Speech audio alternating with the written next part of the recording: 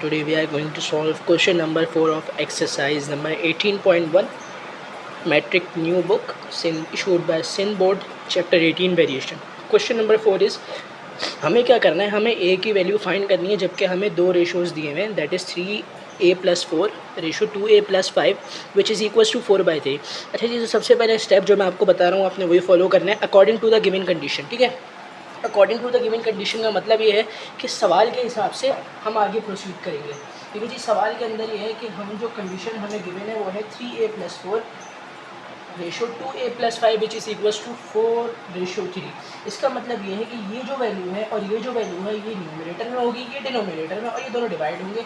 इसी तरह ये वैल्यू ऊपर होगी, ये वैल्यू नीचे. ठीक है, इस आपने बिल्कुल इसको इस तरह लिख लेना है 3a+4 2a+5 which is equals to 4/3. उसके बाद इसमें कोई और सोल्यूशन बाकी है ही नहीं. बस हमने क्या करना है, हमें इसको यहीं तक बनाना था. अब करने का, अब हम इसको क्रॉस मल्टीप्लाई करेंगे. ठीक है, हम क्या करें, इसे क्रॉस मल्टीप्लाई. जब भी आपके पास कुछ इस तरह की कंडीशन ऑब्टेन हो तो क्रॉस मल्टीप्लाई, यानी 3 को हम क्या करेंगे, 3 को 3a+4 से मल्टीप्लाई कराएंगे और 4 को 2a+5 से मल्टीप्लाई करेंगे. ठीक है, इस स्टेप में मैंने यही करा है कि 3a+4 को मल्टीप्लाई कराया 3 से और फिर 4 को मल्टीप्लाई कराया है 2a+5 से. ये करने से फ़ायदा क्या होगा, ये करने से फ़ायदा ये होगा कि हमारे पास इक्वेशंस बनेंगी, यानी हमारे पास एक a की वैल्यू बनेगी और एक कांस्टेंट बनेगा, जिससे हमें एग्जैक्टली जो a की वैल्यू है वो निकालने में आसानी होगी. तो जी आगे प्रोसीड करते हैं. देखिए 3 3 is 9, 3 3 is 9, a as it is, 3 4 is 12 as it is, plus का sign as it is, which is equals to 4 2 is 8a और 4 5 इज़ 20. अब हमें क्या करना है, प्रीवियस लेक्चर में भी मैंने बताया था कि हमारे पास अगर इस तरह की कोई वैल्यू आ जाए, अगर आपने अलजेब्रा पढ़ी होगी तो उसके अंदर ये जो होते हैं ये सिर्फ अपने सिमिलर वेरिएबल के साथ ही कैंसिल हो. लेकिन यहाँ पे क्या a है और यहाँ पर भी a है. हमने क्या करना है, हमने इस वैल्यू को कांस्टेंट भी रखना है. तो देखिए यहाँ पर 8a प्लस हो रहा है, अगर मैं 8a को यहाँ लाके माइनस कराऊंगा तो सिर्फ मेरे पास a बचेगा. तो देखिए 9a माइनस 8a.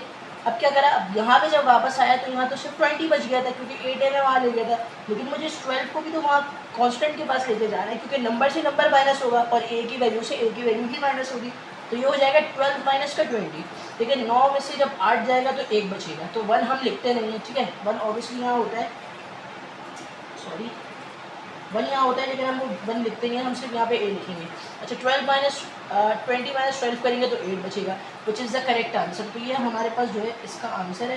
ठीक है जी, तो ये बड़ा आसान सा सवाल है. इसको एक बार क्वेश्चन है, इसको एक बार और रिपीट कर देते हैं कि आपने क्या करना है, कंडीशन देखनी है. बस जस्ट आपने क्या करना है, न्यूमरेटर और डिनोमिनेटर में वैल्यूज़ को लिखना है, क्रॉस मल्टीप्लाई कराना है, वेरिएबल को वेरिएबल के साथ कैंसिल आउट करना है या माइनस कराना है और कांस्टेंट को कांस्टेंट के साथ, और फिर हमारे पास फाइनल आंसर ऑब्टेन हो जाएगा.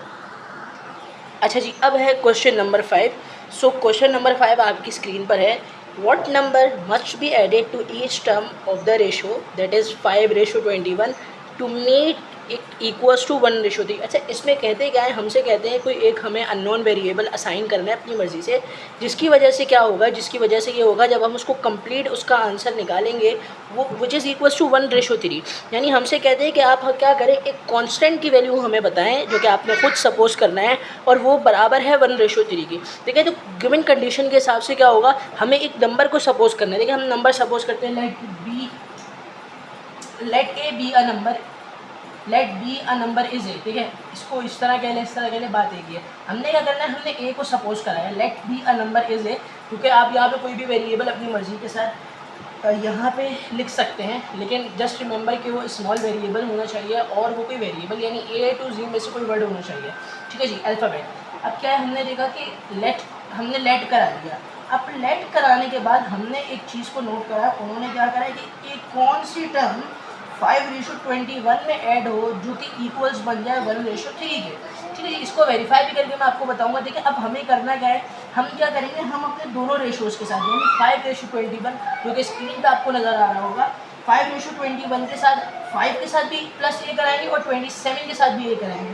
देखिए उसकी वजह क्या है, क्योंकि अगर कोई चीज़ हम न्यूमरेटर में लिखते हैं तो उसको हम डिनोमिनेटर में भी लिखते हैं. देखिए क्योंकि हम यहाँ क्या कर रहे हैं, हमने यहाँ पर दोनों जगह ए इसीलिए ऐड कराया है क्योंकि 5/27 था, क्योंकि हमने इसे 5/27 लिखना था. लेकिन अगर हम सिर्फ एक जगह ए की वैल्यू लिखते तो ये आंसर हमारे पास इनकम्प्लीट होता. ठीक है, और हमारे पास जो है फ्रिक्शन फॉर्म में आंसर आता है, लेकिन हमारे पास कोई नंबर आएगा, कांस्टेंट नंबर आना चाहिए। अब हमने क्या करा, हमने ए को दोनों जगह प्लस करा लिया विच इज़ इक्वल टू 1:3। अब अगेन जो पीछे वाला क्वेश्चन था उसी का प्रोसीजर है। अब आप क्या करें, क्रॉस मल्टीप्लाई कराएं। देखिए 3 को 3 मल्टीप्लाइड बाय 5 प्लस ए से which is equal to 27 plus A multiplied by 1। अच्छा जी, जब आप 27 प्लस ए को 1 से मल्टीप्लाई कराएंगे तो ऑब्वियसली उसमें कोई चेंज नहीं आएगा। जब कोई भी चीज़ 1 से मल्टीप्लाई होती है तो ऑब्वियसली उसमें कोई चेंज नहीं आता। अब देखिए होगा क्या, क्योंकि 3 मल्टीप्लाई हो रहा है 5 प्लस ए से, तो अब मल्टीप्लाई कराते हैं। देखिए 3 5 15 ऑब्वियसली। अब ये क्या होगा, 3 को जब ए से मल्टीप्लाई कराएंगे तो वो 3 हो जाएगा, 3a हो जाएगा which is equal to 27 plus a. अब आप यहाँ पे अपना कॉन्सेप्ट लगाएं प्रीवियस वीडियो का या प्रीवियस लेक्चर का, उसमें मैंने आपको यही बताया था कि हमेशा आप वेरिएबल को मैच करें। देखिए वेरिएबल टू वेरिएबल काम होना चाहिए।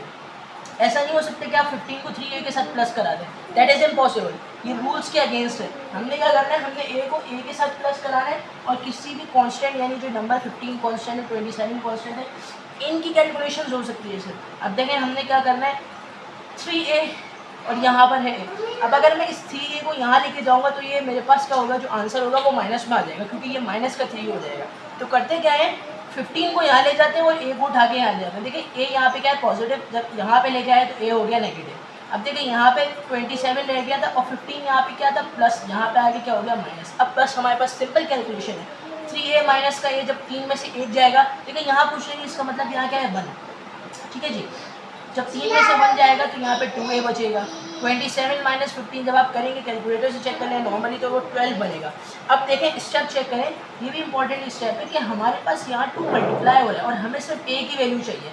हमें क्या, हमें ये सिर्फ a की वैल्यू रिक्वायर्ड है और 2 हमारे साथ इजाफी लगा हुआ है। तो हम क्या करेंगे, इस 2 को इस डिवीजन में ले आएंगे और इसको डायरेक्ट कैंसिल करेंगे, ठीक है। इस ये हुआ क्या है, क्योंकि हमें एग्जैक्टली a की वैल्यू चाहिए थी तो हमें क्या करना है, यहाँ पे हमें a रखना था, a की वैल्यू चाहिए। अब यहाँ पे 2 क्या है हमारे साथ इजाफी है, तो 2 इधर मल्टीप्लाई हो रहा है, इधर आके हो गया डिवाइड। जब 12 को आप डिवाइड करेंगे 2 से तो ऑब्वियसली 6 आंसर आएगा।